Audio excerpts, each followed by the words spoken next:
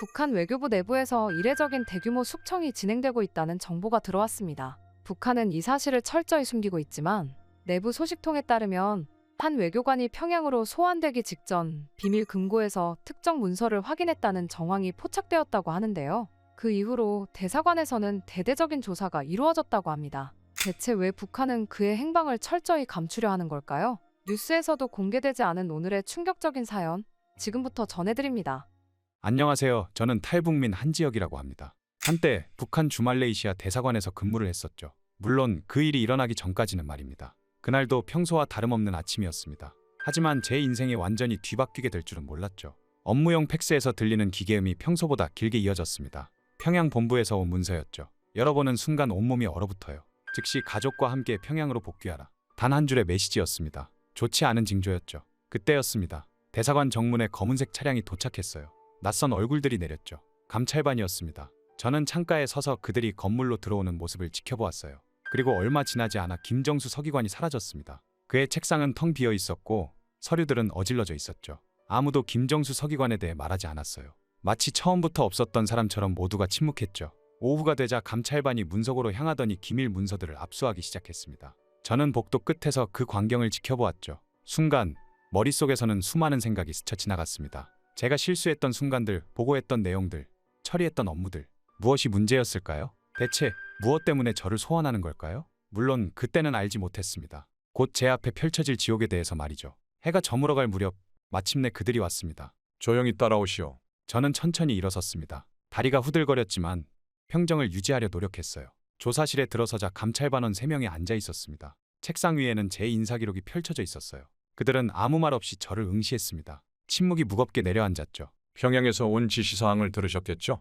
수석 감찰관으로 보이는 사람이 입을 열었습니다. 저는 고개를 끄덕였어요. 더 이상의 설명은 없었습니다. 그들은 제게 출국 일정을 알려주었어요.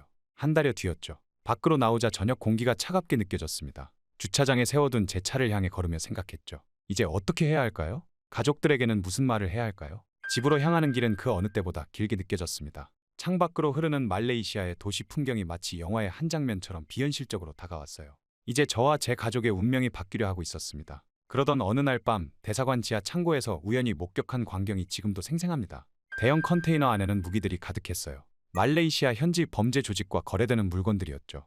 양심의 가책을 느꼈지만 보고할 곳도 없었습니다. 대사관에서는 김영철 공사가 비자금 관리를 맡고 있었어요. 매달 수십만 달러의 자금이 오갔죠. 저는 그 돈의 출처가 불법 거래라는 것을 알고 있었습니다. 하지만 침묵할 수밖에 없었어요.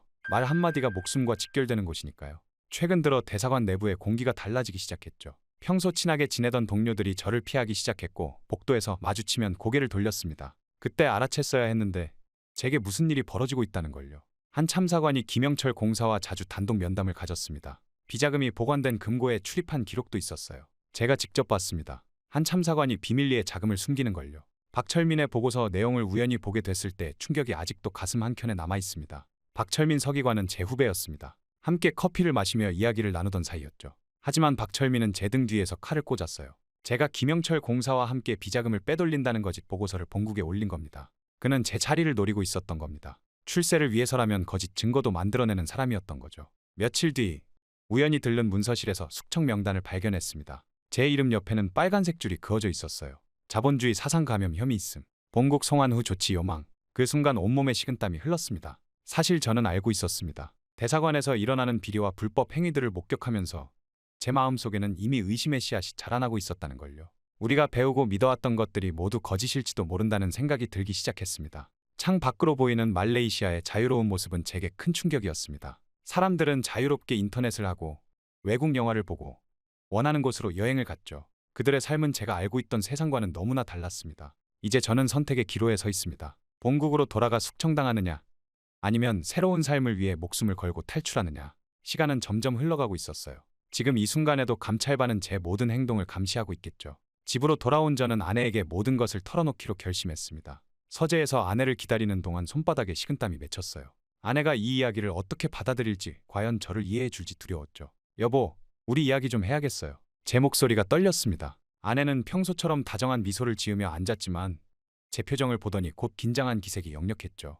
본국에서 소환 명령이 왔어요. 하지만 이건 단순한 소환이 아닙니다. 우리가 숙청 대상이 됐다는 뜻이에요. 아내는 격렬하게 고개를 저었습니다. 얼굴이 창백해졌지만 완강한 목소리로 말했어요. 말도 안 되는 소리예요. 당신은 늘 모범적인 외교관이었잖아요. 우리가 잘못한 게 뭐가 있나요? 그런 일은 절대 있을 수 없어요. 아내의 반응은 제가 예상한 것보다 더 강경했습니다. 평양 최고의 대학을 나온 아내는 체제에 대한 믿음이 강했죠. 우리가 잘못한 게 없으니 돌아가면 돼요. 오해가 있다면 풀면 될 거예요. 당신이 너무 예민하게 생각하는 거예요. 제 가슴이 무너져 내렸습니다. 하지만 아내를 설득해야만 했어요. 당신 기억나요? 작년에 우리와 같이 근무하던 김정호 참사관 가족이 어떻게 됐는지. 어느 날 갑자기 사라졌죠. 그 후로 소식이 끊겼어요. 리성철 서기관도 마찬가지고요. 아내의 눈동자가 흔들렸습니다. 저는 계속해서 말을 이었죠. 말레이시아에서 사라진 동료들, 그들도 처음에는 단순 소환이었어요. 하지만 이제는 행방을 알 수 없죠. 우리도 다음 차례입니다. 더구나 지금은 전과 다릅니다. 감찰반이 24시간 대사관을 감시하고 있었어요. 정문과 후문에 각각 2명씩, 주차장에도 1명이 배치되어 있었죠. 우리 집 앞에도 검은색 승용차가 서 있는 걸 봤습니다. 가장 큰 문제는 여권이었어요.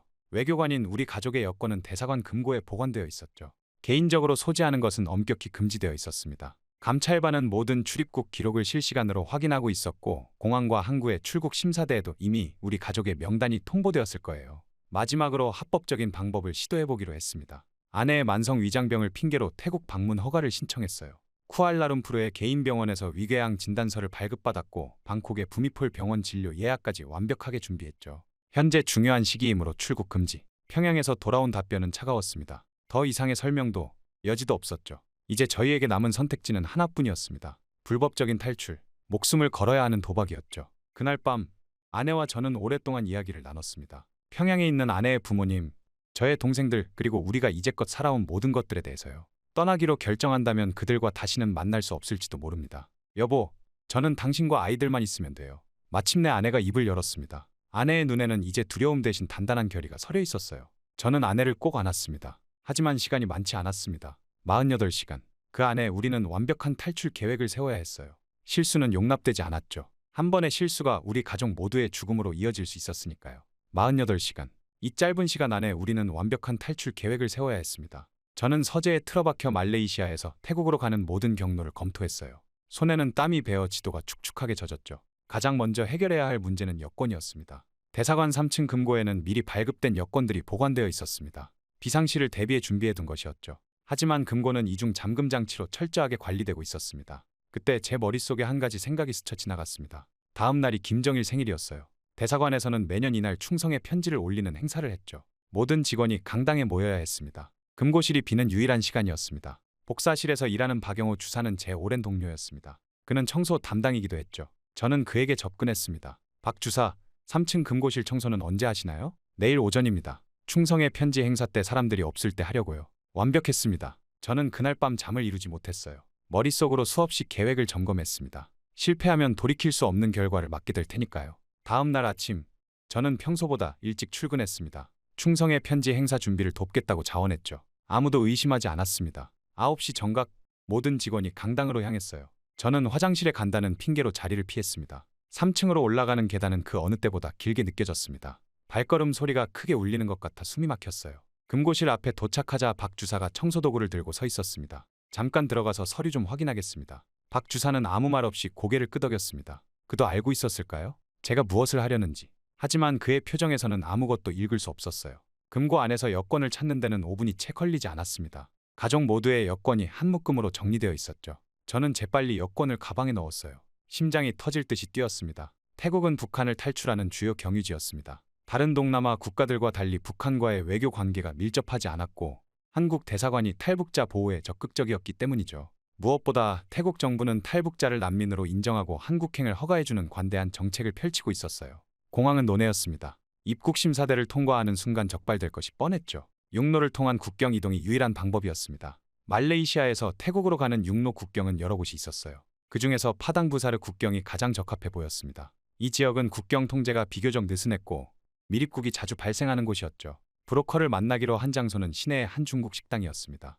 그는 회색 셔츠를 입은 말레이계 중년 남성이었어요. 20년 넘게 이 일을 해왔다고 했죠. 그의 눈빛은 날카로웠고 말투는 단호했습니다. 국경을 넘는 데는 3가지 방법이 있습니다. 첫째는 작은 어선을 이용하는 것, 둘째는 밀림 속 비밀 통로, 셋째는 국경 마을의 현지인 집을 통과하는 겁니다. 가족이 있으니 세 번째가 좋겠네요. 브로커는 구체적인 계획을 설명했습니다. 코타바루에서 국경 마을까지는 그의 차량으로 이동합니다. 그곳에서 하룻밤을 보낸 뒤 새벽에 현지인의 집 뒷문을 통해 태국 쪽으로 빠져나가는 것이었죠. 비용은 가족당 5,000달러. 선불이었습니다. 실패하면 체포되고 북으로 송환됩니다. 그땐 제가 도와줄 수 없어요. 브로커의 경고가 귓가에 맴돌았습니다. 저는 그동안 모아둔 비상금을 모두 건넸어요. 이제 돌이킬 수 없는 강을 건너고 있었죠. 시간이 얼마 남지 않았습니다. 내일이면 우리는 이 계획을 실행에 옮겨야 했어요.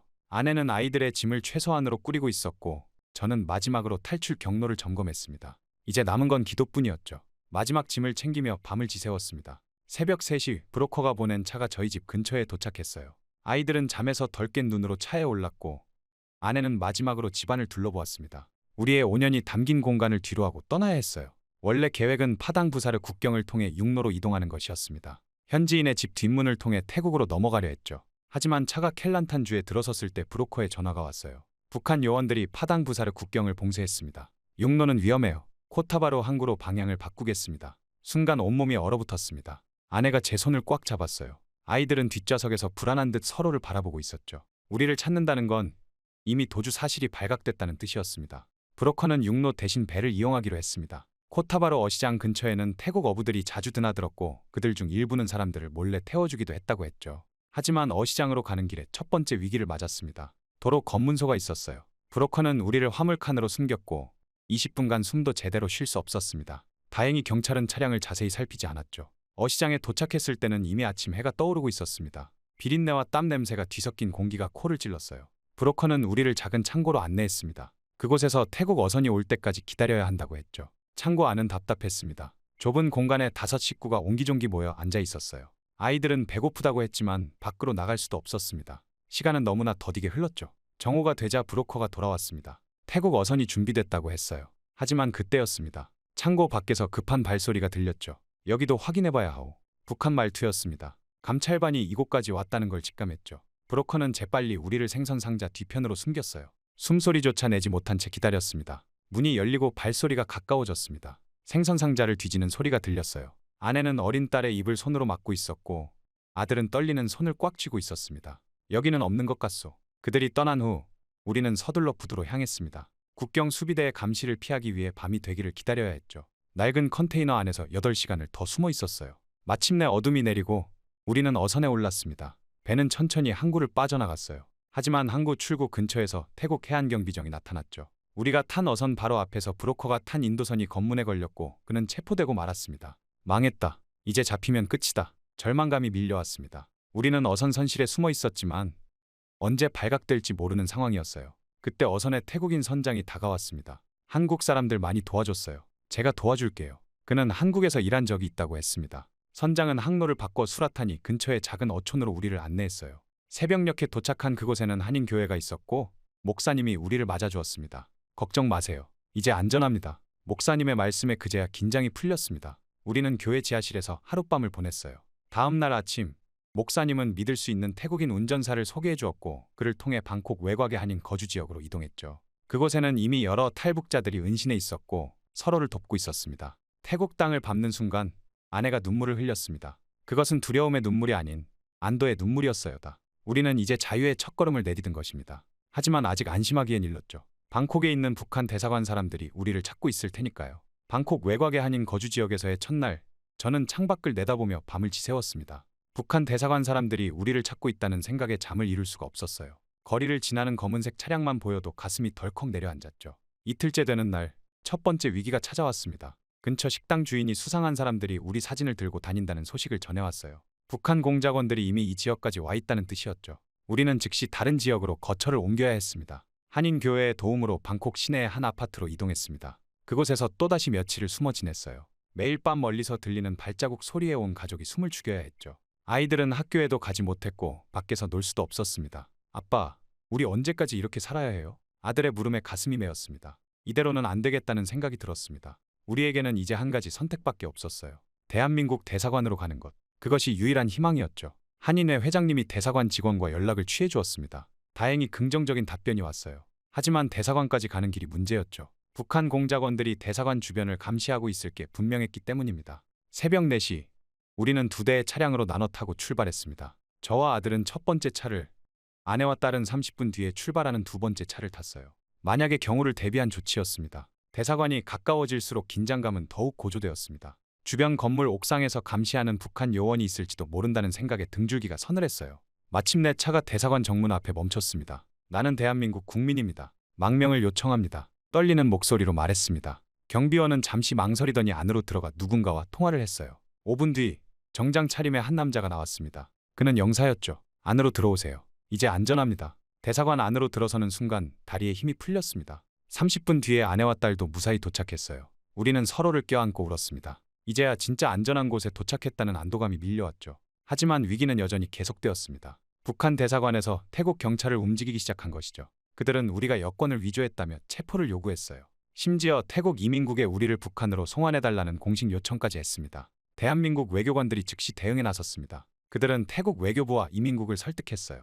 이 사람들은 대한민국 국민입니다. 대한민국 헌법에 따라 우리가 보호해야 할 의무가 있습니다. 이튿날 태국 경찰이 대사관을 방문했습니다. 긴장된 분위기 속에서 3시간 동안 조사가 이어졌죠. 저는 북한에서의 생활과 탈출 과정을 모두 설명했어요. 제 진술이 끝난 뒤 경찰은 고개를 끄덕였습니다. 일주일 뒤 태국 정부는 최종 결정을 내렸습니다. 우리 가족의 한국행을 허가한다는 것이었습니다. 북한의 반발이 있었지만 태국 정부는 인도주의적 차원에서 우리의 망명을 받아들였습니다. 그렇게 대한민국 대사관의 도움으로 새 여권과 비행기 표를 받아든 그 순간이 아직도 생생합니다. 비행기 이륙 시간은 새벽 3시. 보안을 위해 심야 항공편이 선택됐습니다. 대사관 직원은 우리 가족을 공항으로 안내했고 체크인부터 출국 심사까지 모든 과정을 함께 해주었습니다. 출국장으로 향하는 길 뒤돌아보지 않으려 했지만 자꾸만 뒤를 돌아보게 됐습니다. 북한 요원들이 마지막까지 공항을 감시하고 있을지도 모른다는 불안감 때문이었죠. 하지만 대사관 직원이 제 어깨를 토닥이며 말했습니다. 걱정 마세요. 이제 곧 자유의 땅을 밟으실 겁니다. 비행기에 오르자마자 긴장이 풀렸습니다. 창밖으로 방콕의 불빛이 점점 작아지는 것을 보며 이제 정말 새로운 삶이 시작된다는 것을 실감했습니다.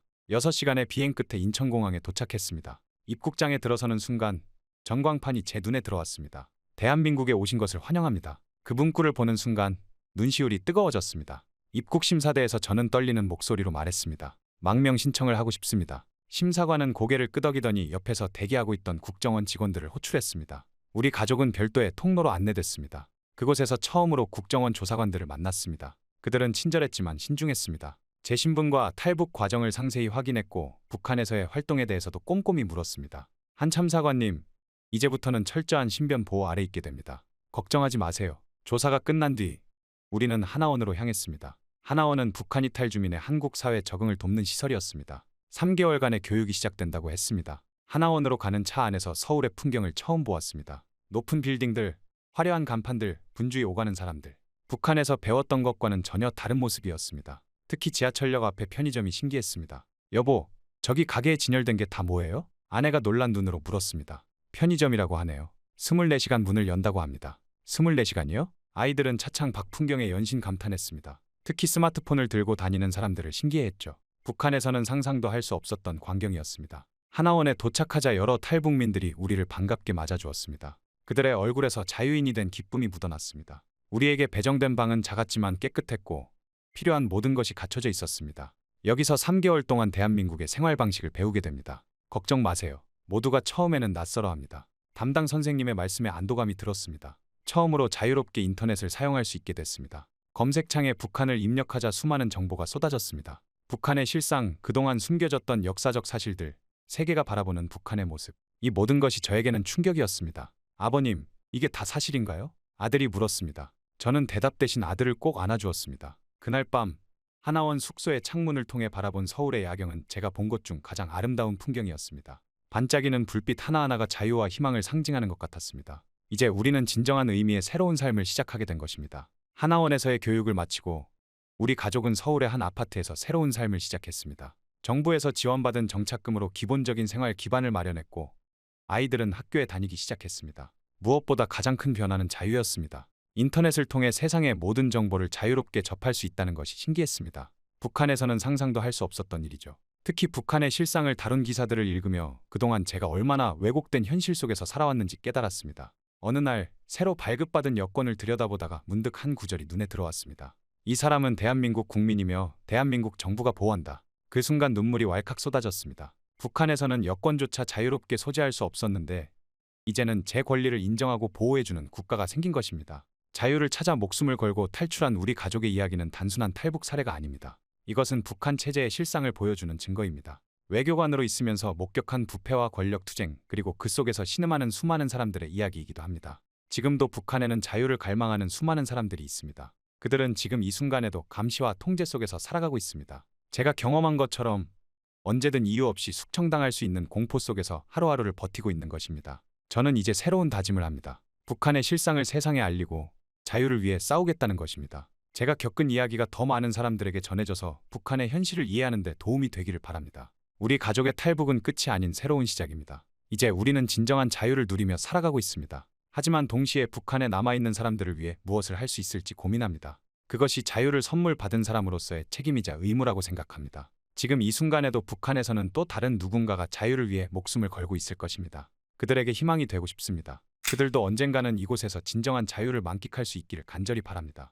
북한의 처형장에서 한 남자가 울부짖고 있습니다. 하지만 총성이 울리자 그는 비틀거리며 어딘가로 사라져버리고 마는데요. 그리고 며칠 뒤 이 남성은 중국으로 향하게 되고 목숨을 건 탈북을 감행하게 됩니다. 그렇게 위험천만한 탈북 과정을 다 헤쳐나간 뒤 한국에 도착한 이 남성은 도착하자마자 주저앉아 눈물을 흘렸다고 하는데요. 대체 이 남성에게는 무슨 일이 있었던 걸까요? 안녕하세요. 저는 북한에서 보위부 장교로 복무했던 유성민이라고 합니다. 그 누구보다 야망있던 제가 지금 남한에서 소소한 행복을 느끼며 살아가고 있다는 것이 신기할 따름이네요. 예전에 저였다면 상상도 할 수가 없는 일이니까요. 매일같이 저의 눈앞에서는 사람들이 떨고 있었습니다. 저는 그저 공부만 했습니다. 신문실의 차가운 조명 아래 그의 이마에 맺힌 땀방울이 흘러내렸죠. 저는 천천히 서류를 넘기며 말했습니다. 글쎄, 분명 베를린 한인교회에 간 적 있지 않소? 순간 남자의 눈동자가 흔들렸어요. 거짓말의 순간을 포착하는 것, 그건 제가 가진 특별한 재능이었죠.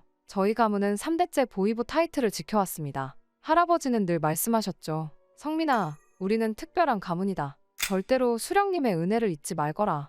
어린 시절부터 매일같이 들어온 그 말씀은 살면서 평생 제 삶의 지표가 되었습니다. 불순분자들을 적발하는 일, 그것이 우리 가문의 숙명이라고 믿어왔죠. 그렇기에 저는 신문실에서 늘 냉혈한이라는 별명으로 불렸습니다. 신문 과정에서 절대 감정을 드러내지 않았거든요. 불순분자를 신문할 때면 그들의 눈빛이 흔들릴 때까지 파고들었죠. 단 한 번의 거짓말도 용납하지 않았습니다. 어떤 방법을 동원해서든 그들의 입을 열게 만들었죠. 이러한 저희 명성은 이미 자자했습니다. 평양 시내를 걸을 때면 주민들은 저를 보고 고개를 숙일 정도였으니까요. 주름 하나 없는 제복을 입고 출근을 하면 많은 이들이 경외의 눈빛을 보냈습니다. 그럴 때마다 저는 더욱더 엄격해졌죠. 하지만 그때는 몰랐습니다. 곧 제 인생을 뒤바꿀 일이 생길 거라는 것을 말이죠. 그날도 저는 한치의 흐트러짐도 없이 출근을 했습니다. 신문실에 앉자마자 익숙한 이야기가 들렸죠. 다음 신문 대상이 들어오는 중입니다. 그렇게 문이 열리고 한 여자가 들어왔어요. 독일에서 돌아온 의대생이라고 했죠. 저는 늘 하던 대로 차갑게 서류를 훑어보았습니다. 그런데 고개를 들어 그 여자를 바라본 순간 처음으로 제 심장이 요동쳤어요. 이게 바로 수연이와의 첫 만남이었습니다. 의학대학교 졸업생이시죠? 쉬우실 텐데 먼저 독일 유학 시절의 일상을 이야기해 주시죠. 평소처럼 차갑게 시작된 신문이었습니다. 하지만 수연의 눈빛을 마주한 순간 제 심장이 이상하게 반응했어요. 긴 생머리를 단정하게 묶은 수연이는 제가 만났던 그 어떤 대상자와도 달랐습니다. 환자를 돕고 싶었어요. 그저 그 마음 하나로 공부했습니다. 떨림 없는 목소리로 대답하는 수연이의 모습이 인상적이었죠. 보통은 이 방에 들어오는 순간부터 누구나 두려움에 떨기 마련인데 수연은 달랐습니다. 그날의 신문은 이상하게도 길어졌어요. 평소에 저답지 않게 자꾸만 더 많은 이야기를 듣고 싶어졌거든요. 독일에서의 일상, 의학 공부에 대한 열정, 환자를 대하는 마음가짐. 수연이의 이야기는 순수했습니다. 거짓이나 숨김이 없었죠. 신문이 끝나고 수연이 나간 후에도 제 머릿속에는 그 맑은 눈빛이 계속 맴돌았어요. 그리고 그게 시작이었습니다. 며칠 후 저는 평양의학대학 근처를 서성이고 있었어요. 공식적으로는 대학 내 동향 파악이 목적이었지만 사실 수연이를 다시 보고 싶다는 마음뿐이었죠. 그렇게 우연을 가장한 마주침이 이어졌습니다. 도서관 앞 병원 실습실 근처에서 저희는 계속해서 마주치게 되었죠. 그럴 때마다 매번 심장이 터질 것 같았어요. 그러다 처음으로 수연이와 단둘이 마주한 건 한강가였습니다. 인적이 드문 저녁 무렵 강변을 거니는 수연이의 모습을 발견했죠. 혹시 감시하러 오신 건가요? 갑작스런 수연이의 질문에 저는 처음으로 말문이 막혔어요. 그저 고개를 저을 수밖에 없었습니다. 그리고 그날 이후로 우리는 조심스럽게 가까워졌어요. 도서관에서 슬쩍 건네는 쪽지, 병원 실습 후 우연을 가장한 만남. 매 순간이 아슬아슬했지만 그만큼 설렜습니다. 수연이가 독일에서 가져온 초콜릿 한 조각을 건네받았을 때의 떨림은 지금도 잊을 수가 없어요. 이런 게 사랑일까요? 봄날의 저녁, 수연이가 조용히 물었습니다. 석양이 수연이의 얼굴을 물들이고 있었죠. 저는 대답 대신 조심스럽게 수연이의 손을 잡았어요. 심장이 터질 것만 같더군요. 그 순간 저희는 보이부 장교도 해외 유학생도 아닌 그저 서로를 사랑하는 두 사람이었습니다. 하지만 이러한 행복은 오래가지 않았습니다. 어느 날 아침, 제 책상 위에 놓인 서류 한 장이 모든 것을 바꿔놓고 말았죠. 독일 유학 시절 수연이가 반체제 인사들과 접촉했다는 첩보가 들어왔거든요. 순간 심장이 멎는 것 같았어요. 상부에서 체포 명령이 내려왔다는 소식에 온몸이 얼어붙었습니다. 저는 소식을 접하자마자 필사적으로 수연이를 찾아갔지만 이미 늦은 뒤였습니다. 수연이의 집은 텅 비어 있었고 다음 날 아침 일찍 공개 처형이 있을 거란 소식만이 들려왔죠. 저는 곧바로 상관들에게 무릎 꿇고 빌었습니다. 제가 책임지겠습니다. 한 번만 기회를 주십시오. 하지만 모든 것이 헛된 노력이었어요. 이미 처형이 시작되었다고 하더군요. 처형장에 도착했을 때는 이미 시작된 후였습니다.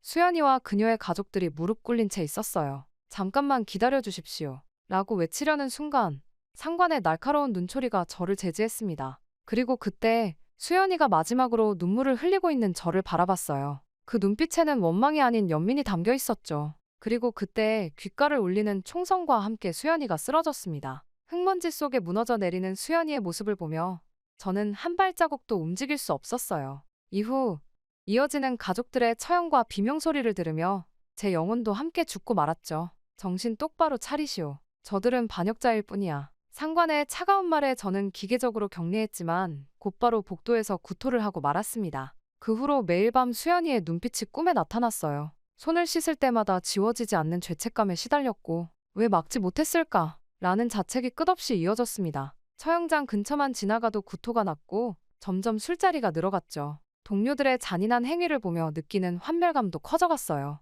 억울한 수연이와 그의 가족들의 죽음이 자꾸만 생각이 났기 때문이죠. 담배 연기 속에서 흔들리는 마음을 다잡으려 했지만 이미 제 안은 돌이킬 수 없는 변화가 시작된 후였습니다. 저는 더 이상 전처럼 냉혈한 보이부 장교로 살아갈 수 없었어요. 그렇게 수연이의 죽음은 제 안의 모든 것을 바꿔놓았습니다. 그리고 저는 결심했죠. 더 이상 이 체제에 순응하며 살아가지 않기로 말입니다. 그리고 기회는 생각보다 빠르게 다가오고 있었죠. 며칠 뒤 퇴근 무렵 상관이 서류 한 장을 내밀었습니다. 베이징 출장이요. 반체제 세력 동향 파악 임무요. 순간 머릿속에 번개가 쳤습니다. 이것이 기회라는 걸 직감적으로 알았죠. 보이부 장교라는 신분이 마지막으로 제게 선물하는 기회라는 생각이 들었습니다. 출장 준비는 철저했어요. 평소처럼 꼼꼼하게 서류를 준비했고 중국 주재 북한 대사관과의 연락망도 체크했습니다. 겉으로는 완벽한 보이부 장교였지만 가방 깊숙이 숨겨둔 수연이의 사진을 만질 때마다 심장이 무너져 내렸어요. 공항에서 출국 수속을 밟을 때도 저는 떨리지 않았습니다.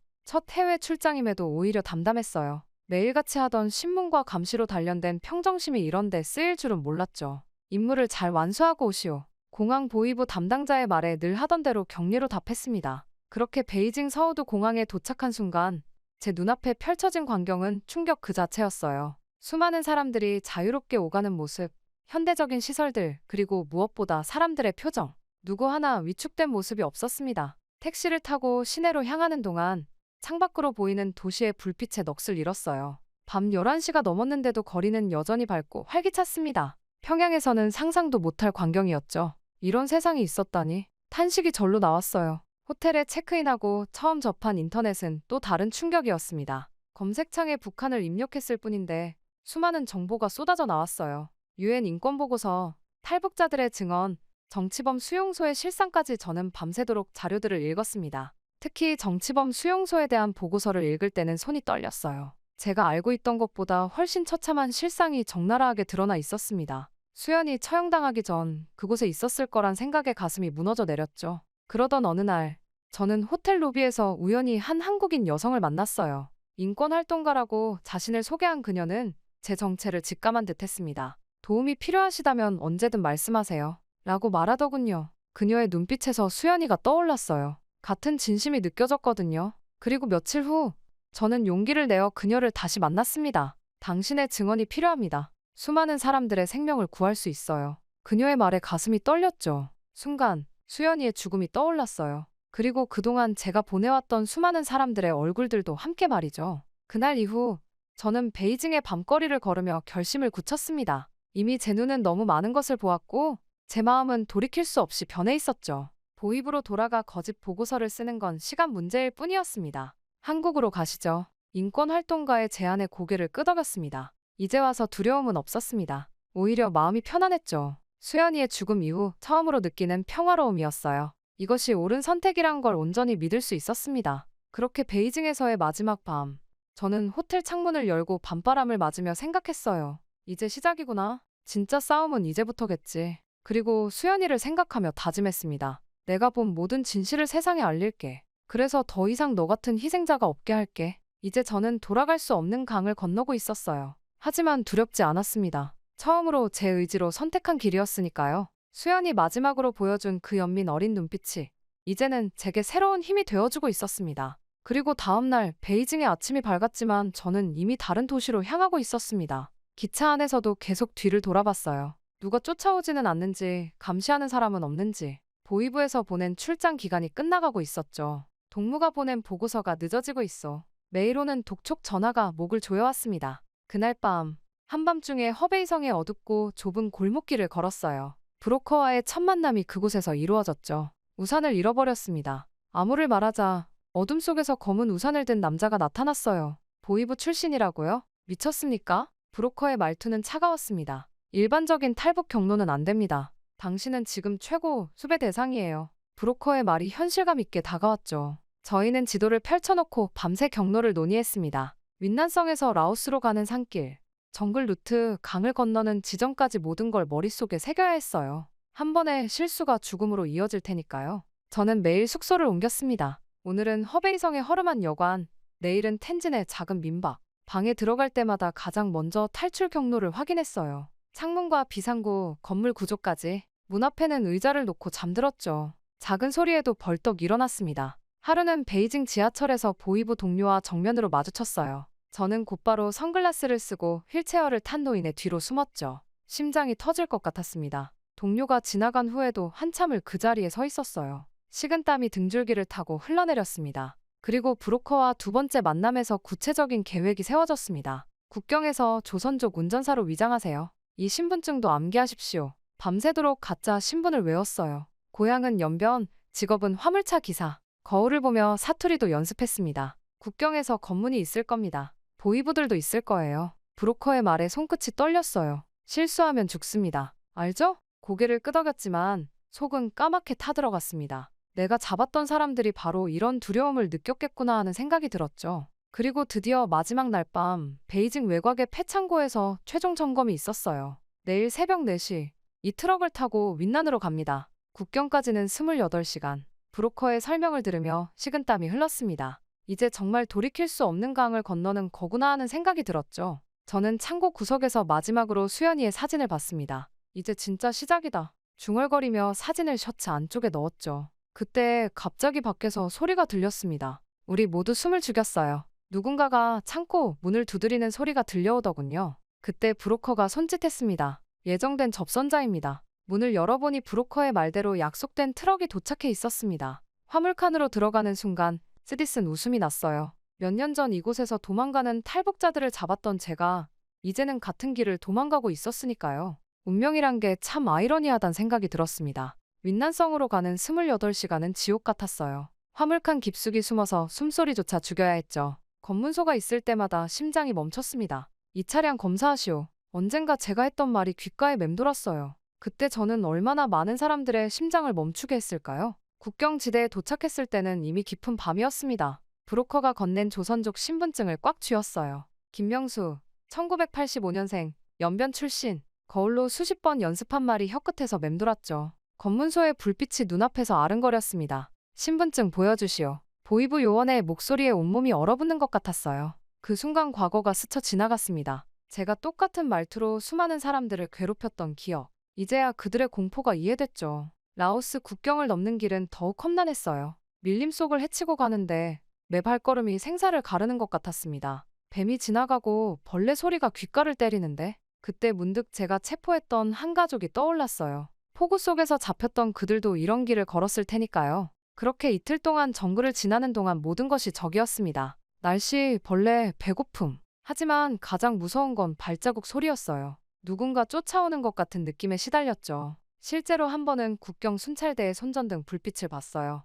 숨죽이고 늪지대에 몸을 숨긴 채 새벽이 올 때까지 기다려야만 했죠. 라오스에 들어서자마자 저는 옷을 갈아입었어요. 보이부 장교의 마지막 흔적을 지우는 순간이었죠. 젖은 옷을 갈아입으며 문득 수연이가 떠올랐습니다. 이제 나도 도망자가 됐어. 작은 웃음이 났지만 금세 눈물이 흘렀어요. 하지만 여정은 아직 끝나지 않았습니다. 방콕으로 가는 길은 더욱 숨막혔죠. 매 검문소마다 가슴이 덜컥 내려앉았어요. 특히 공항에서는 정말 위험한 순간이 있었습니다. 제 얼굴을 유심히 보던 한 직원. 그가 무전기를 들었을 때는 도망칠 준비까지 했어요. 그리고 마침내 대사관 문 앞에 서자 또다시 두려움이 밀려왔습니다. 보이부 장교 출신. 이 신분은 축복이자 저주였으니까요. 분명 심사가 더 엄격할 거란 걸 알았죠. 이후 이어진 조사는 예상대로 철저했어요. 보이부에서의 경력을 하나하나 증명해야 했고 제가 알고 있는 모든 정보를 털어놔야 했죠. 왜 탈북을 결심하게 되었습니까? 그 질문에 수연이의 이야기를 하자 처음으로 조사관의 눈빛이 달라졌습니다. 그렇게 방콕의 마지막 밤 호텔 창문을 열고 야경을 바라봤습니다. 이제 몇 시간 후면 인천행 비행기를 타겠죠. 두렵지만 설렙니다. 이상하게도 마음이 편안했어요. 수연이 보여준 그 따뜻한 눈빛이 제게 새로운 용기를 주는 것 같았으니까요. 마침내 한국에 도착했을 때 저는 깜짝 놀라고 말았습니다. 공항은 제가 생각한 나만의 모습과는 너무나도 달랐거든요. 다양한 인종의 사람들로 북적거리고 있었고 규모는 거대했죠. 저를 맞이한 국정원들은 매우 친절했습니다. 예상치 못한 충격에 저는 완전히 주저앉을 뻔했죠. 국정원 조사실의 첫인상은 충격적이었습니다. 커피 한 잔 드시겠습니까? 따뜻한 미소와 함께 건넨 조사관의 말에 당황했어요. 평양의 신문실에서는 상상도 할 수 없는 광경이었죠. 하얀 탁자 위에는 과자와 물 그리고 메모지까지 놓여 있었습니다. 첫날 새 옷과 세면 도구를 받았어요. 이 옷들이 전부 제 겁니까? 묻는 제게 여직원이 웃으며 대답했습니다. 당연하죠. 속옷도 여러 벌 준비해뒀어요. 수건에서는 새 옷 냄새가 났고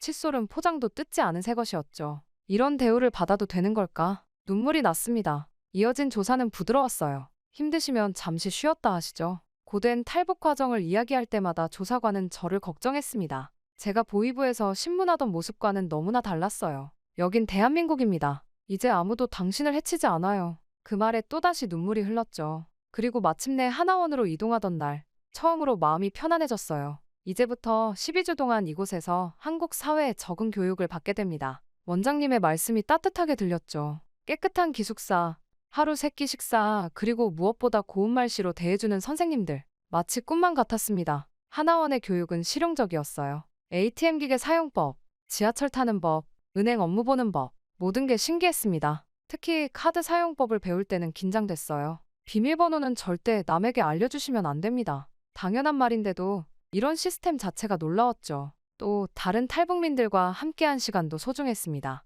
밤마다 모여 이야기를 나누며 서로의 아픔을 위로했어요. 처음으로 제 이야기를 솔직하게 할 수 있었죠. 보이부 출신이어도 이렇게 받아주시는군요. 그들은 오히려 제게 더 큰 위로를 건넸습니다. 특히 주민등록증을 받던 나를 잊을 수 없어요. 이제 당신은 대한민국 국민입니다. 담당자의 말에 손이 떨렸습니다. 카드 한 장의 무게가 어찌나 무겁던지 그동안의 고난이 주마등처럼 스쳐 지나갔어요. 이후 하나원을 수료하고 처음 맞이한 서울의 아침은 낯설기만 했습니다. 인천국제공항에서 느꼈던 그 설렘과 두려움이 다시 한번 밀려왔어요. 형광등이 환하게 비추는 지하철역, 웃으면서 인사하는 영무원들. 평양과는 완전히 다른 광경이었죠. 처음 마트에 들어갔을 때의 충격을 잊을 수 없어요. 진열대마다 가득한 상품들, 마음대로 고르고 만져볼 수 있는 자유로움. 이게 다 살 수 있는 건가요? 라고 물었을 때 직원은 당연하다는 듯 웃었습니다. 평양에서는 상상도 못할 광경이었죠. 휴대폰을 처음 받았을 때는 손이 떨렸어요.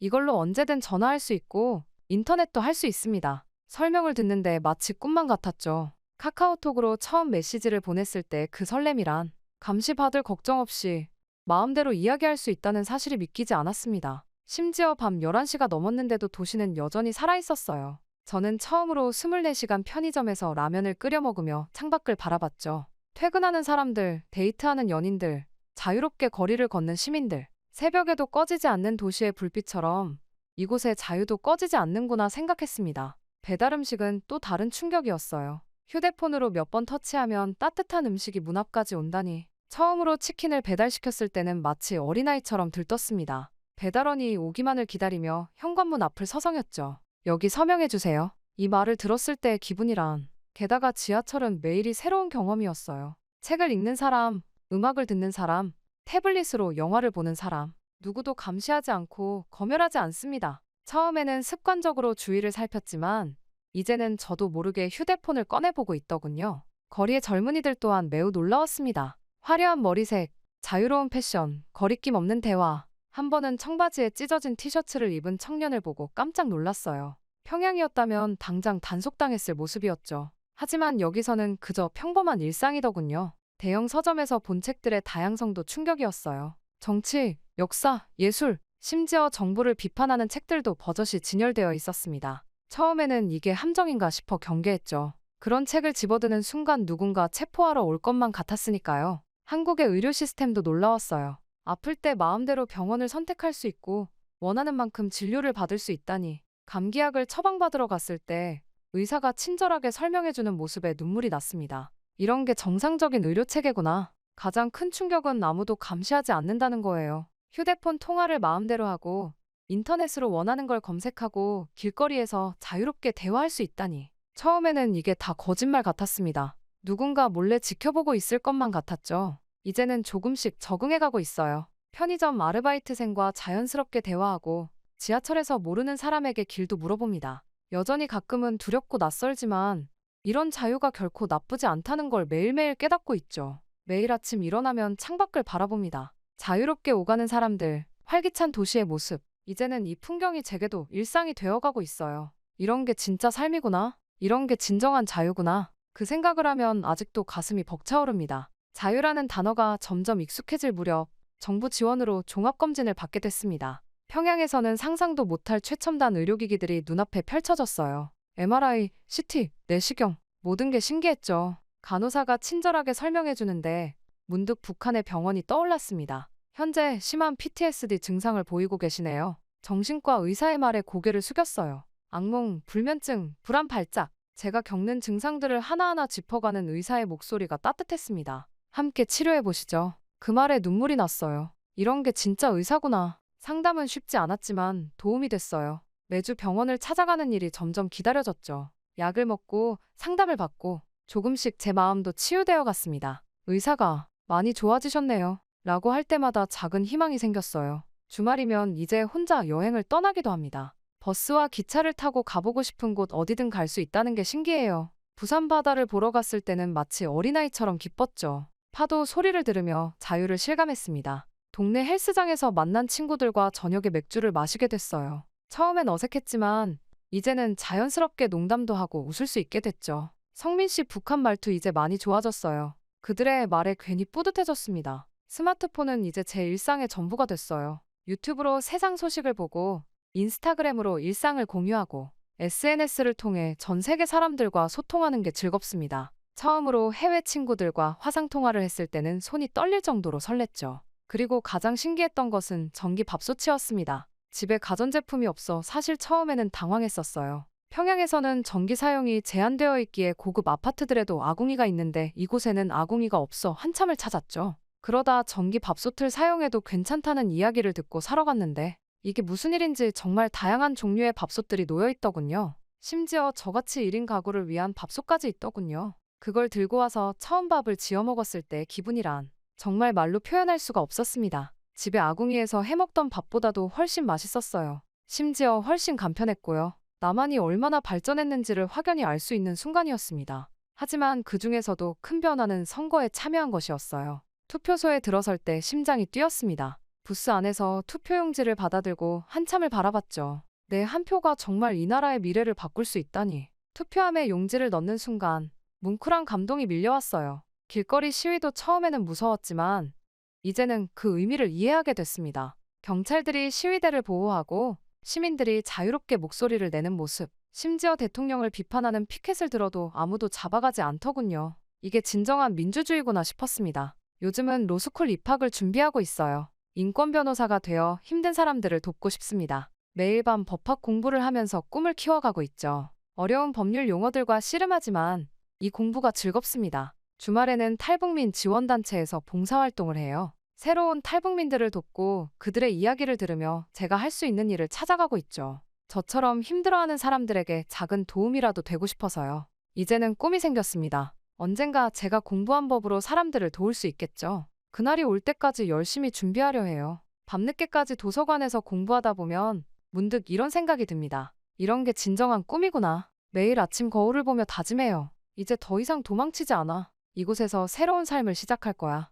때로는 두렵고 때로는 외롭지만 이제는 제가 가야 할 길이 보입니다. 자유와 정의가 있는 이곳에서 저는 새로운 삶을 살아가고 있어요. 한국에서의 1년, 모든 것이 새로웠고 모든 순간이 도전이었습니다. 하지만 이제는 알아요. 이곳이 바로 제가 있어야 할 자리라는 걸. 매일 조금씩 성장하는 제 모습을 보며 이제야 진정한 삶을 살고 있다는 걸 느낍니다. 지금도 저는 출근길 지하철에서 저는 수연이의 마지막 눈빛을 떠올리고는 합니다. 처형장의 차가운 새벽 공기, 흙먼지 속에서 마주친 그 눈빛까지 여전히 생생하게 기억이 나지만 이상하게도 더 이상 아프지만은 않아요. 그 눈빛이 이제는 제게 새로운 힘이 되어주고 있으니까요. 자유를 향한 긴 여정, 그 끝에서 마주한 대한민국에서의 삶. 수연이가 꿈꾸었던 그 세상이 바로 이런 곳이었을까요? 아침마다 많은 사람들이 자유롭게 걸어가는 길거리를 보며 생각합니다. 수연이도 이런 길을 걷고 싶었겠죠. 처음에는 수연이를 구하지 못한 미안함에 숨이 막혔어요. 하지만 이제는 압니다. 수연이의 죽음이 제게 말하고 있었던 것을 말이죠.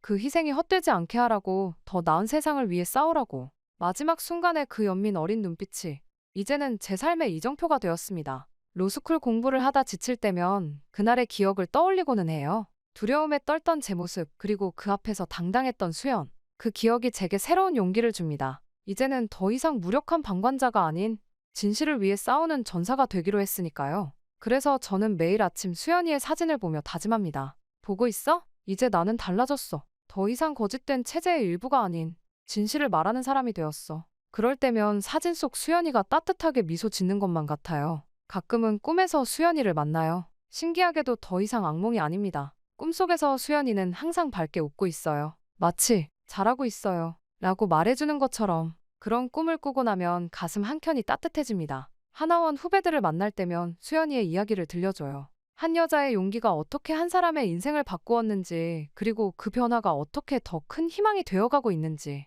그들의 눈빛에서 저희 과거를 봅니다. 이제는 알아요. 수연이의 마지막 눈빛이 왜 연민이었는지를 말이죠. 그날의 수연이는 이미 보았던 걸까요? 제가 이렇게 변화할 거라는 걸 말이에요. 그리고 그 변화가 새로운 희망이 될 거라는 것도 말이죠. 그래서 원망 대신 연민의 눈빛을 보였던 걸까요? 자유와 인권을 위해 싸우는 지금의 제 모습이 어쩌면 수연이가 마지막으로 제게 남긴 선물일지도 모릅니다. 그날의 비극이 이제는 새로운 시작이 되어 더 많은 이들에게 희망을 전하고 있으니까요. 그리고 믿어요. 언젠가 우리가 꿈꾸던 그 자유로운 세상이 올 거라고. 모든 이들의 희생이 결코 헛되지 않았다는 걸 반드시 증명해 보이겠다고 말이죠. 수연이의 마지막 눈빛은 이제 제 가슴 속에서 영원한 등불이 되었습니다. 그 빛을 따라 걸어가다 보면 언젠가는 진정한 자유와 정의가 가득한 세상을 만날 수 있겠죠. 그때까지 저는 멈추지 않고 걸어갈 겁니다. 수연이가 마지막으로 보여준 그 눈빛을 기억하면서 말이죠. 저의 이야기는 여기서 끝이 나지만 저의 새로운 이야기는 이제 시작입니다.